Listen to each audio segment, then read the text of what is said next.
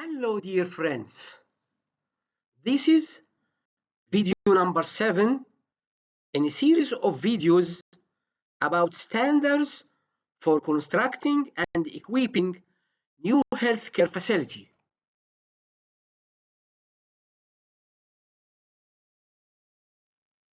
For more videos, please visit my Facebook page, Healthcare Quality, and my YouTube channel, Dr. Hassan Kamel. The source of these standards was mentioned in the first video. I'll be very happy to answer questions from your side. If you like it, please support me with likes and follow.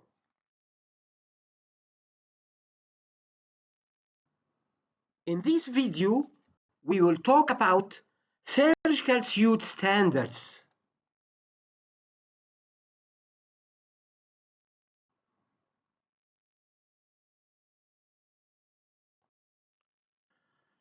First, surgery standards. 1. General operating rooms. In new construction, each room shall have a minimum clear area of 37 square meters, exclusive of fixed or wall-mounted cabinets and built-in shelves, with a minimum of 6 meters clear dimension between fixed cabinets and built-in shelves, and a system for emergency communication with the surgical suite control station. X-ray film illuminators for handling at least 4 films simultaneously should also be provided. Rooms for cardiovascular, orthopedic, neurological, and other special procedures that require additional personnel and/or large equipment shall have, in addition to the above, a minimum clear area of 56 square meters with a minimum of 6 meters clear dimension exclusive of fixed or wall-mounted cabinets and built-in shelves. When open heart surgery is performed, an additional room in the restricted area of the surgical suite, preferably adjoining this operating room, shall be designated as a pump room where extracorporeal pumps, supplies, and accessories are stored and serviced. When complex orthopedic and neurological surgery is performed, additional rooms shall be in the restricted area of the surgical suite, preferably adjoining the specialty operating room, which shall be designated as equipment storage rooms for the large equipment used to support these procedures.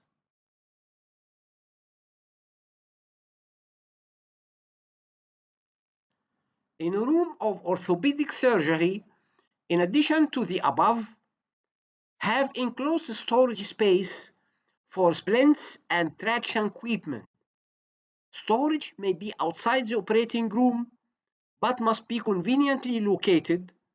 If a sink is used for disposal of plaster of Paris, a plaster trap shall be provided.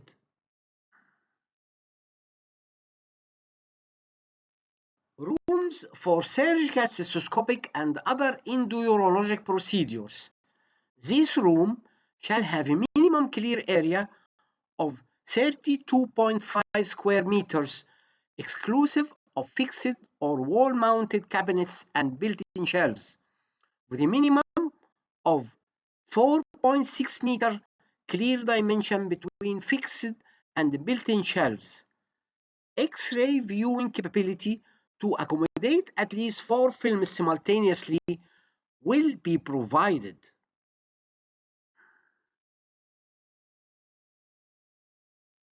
Pre-operative patient holding areas. In facilities with 2 or more operating rooms, area shall be provided to accommodate stretcher patients as well as sitting space for ambulatory patients. These areas shall be under the visual control of the nursing staff. Post-anesthesia care units. Each unit shall contain a medication station, hand washing facilities, nurse station with charting facilities, clinical sink, provisions for bedpan cleaning, and storage space for stretchers, supplies, and equipment. Additionally, the design shall provide a minimum of 7.5 square meters for each patient bed, with space for additional equipment described in the functional program, and for clearance of at least 1.2 meters between patient beds and between patient bedsides and adjacent walls.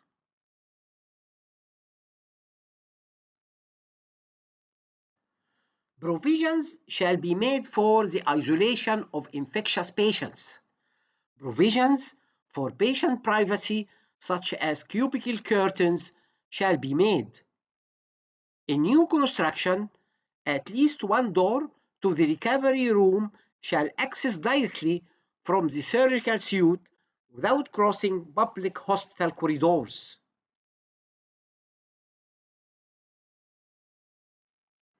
A staff toilet shall be located within the working area to maintain staff availability to patients.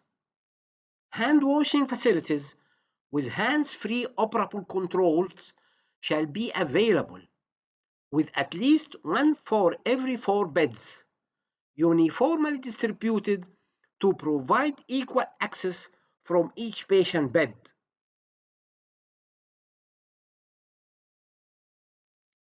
Second, service area standards. 1. A control station located to permit visual observation of all traffic into the suite. Number 2. A supervisor's office station. Number 3. Scrub facilities. 2 scrub positions should be provided near the entrance to each operating room. Scrub facilities should be arranged to minimize incidental splatter to nearby personnel, medical equipment, or supply carts. View windows at scrub stations permitting observation of room interiors should be provided. The scrub sinks should be recessed into an alcove out of the main traffic areas. Scrub sinks shall be located outside the sterile core.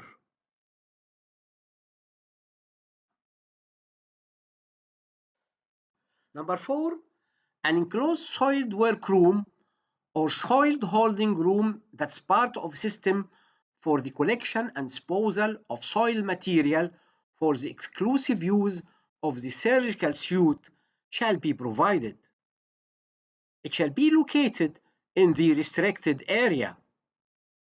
The soiled workroom shall contain a flushing rim, clinical sink, or equivalent flushing rim fixture, a hand washing fixture, a work counter, and space for waste receptacles and soiled linen receptacles. Rooms used only for temporary holding of soiled materials may omit the flushing rim, clinical sink, and work counters. The room shall not have direct connection with operating rooms or other sterile activity rooms. Soiled and clean workrooms or holding rooms shall be separated.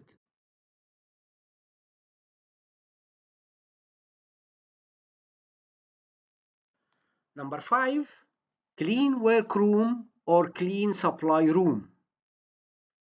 A clean workroom is required when clean materials are assembled within the surgical suite prior to use or following the decontamination cycle. Storage space for sterile supplies should be adequate for the functional plan. The space should be moisture and temperature controlled and free from cross traffic. An operating room suite designed with a sterile core must provide for no cross traffic or stuff and supply from the decontaminates soiled areas. The use of facilities outside the operating room for soil decontaminated processing and clean assembly and sterile processing will be designed to move the flow of goods and personnel from dirty to clean, sterile, without compromising universal precautions or aseptic techniques in both departments.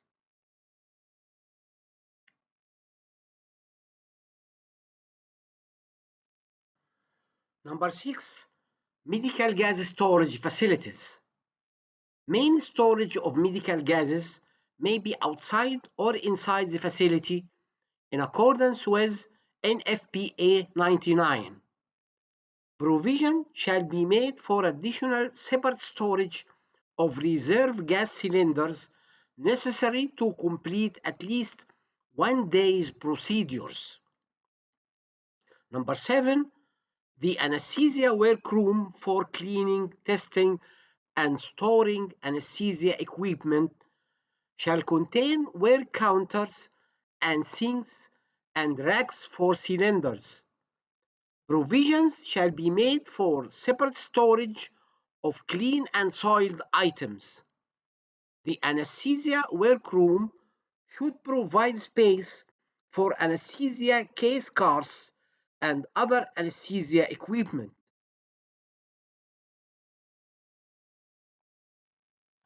Number 8. Equipment storage rooms for equipment and supplies used in surgical suite. Number 9. Staff clothing change area. Appropriate area shall be provided for male and female personnel working within the surgical suites. The areas shall contain lockers, showers, toilets, lavatories equipped for hand washing, and space for donning surgical attire. These areas shall be arranged to encourage a one-way traffic pattern so that personnel entering from outside the surgical suite can change and move directly into the surgical suite.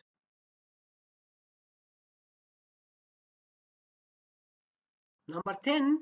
Staff lounge and toilet facilities shall be designed to minimize the need to leave the suite and to provide convenient access to the recovery room. Number 11. Dictation and report preparation area. This may be accessible from the lounge area.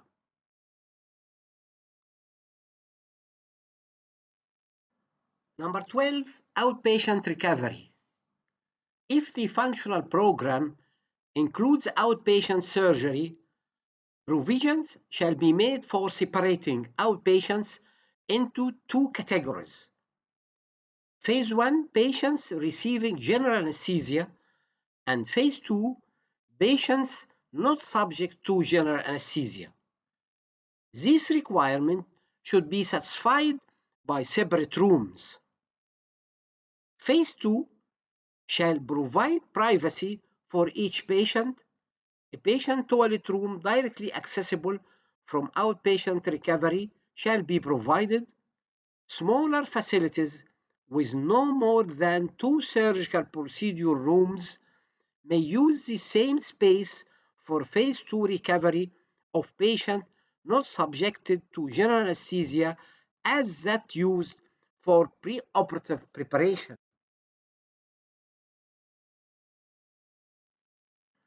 Number 13. Change area for outpatients and same-day admissions. If the function program defines outpatient surgery as part of the surgical suite, a separate area shall be provided where outpatients may change from street clothing into hospital gowns and be prepared for surgery.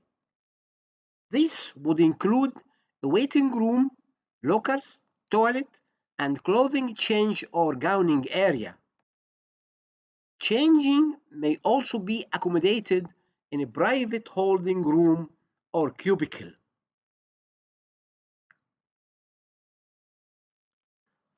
Number 14, provisions shall be made for patient examination, interviews, preparation, testing, and obtaining vital signs of patients for outpatient surgery.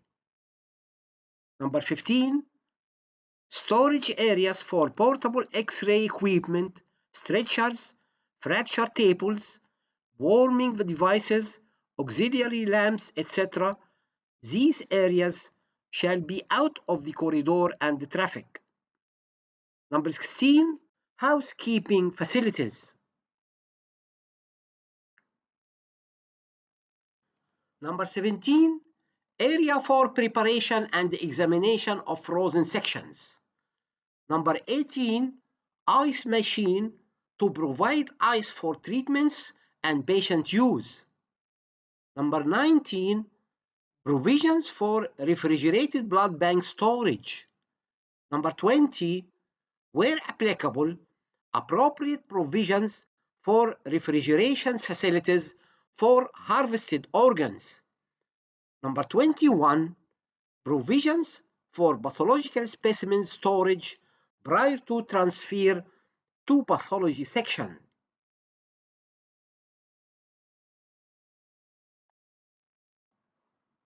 Thank you.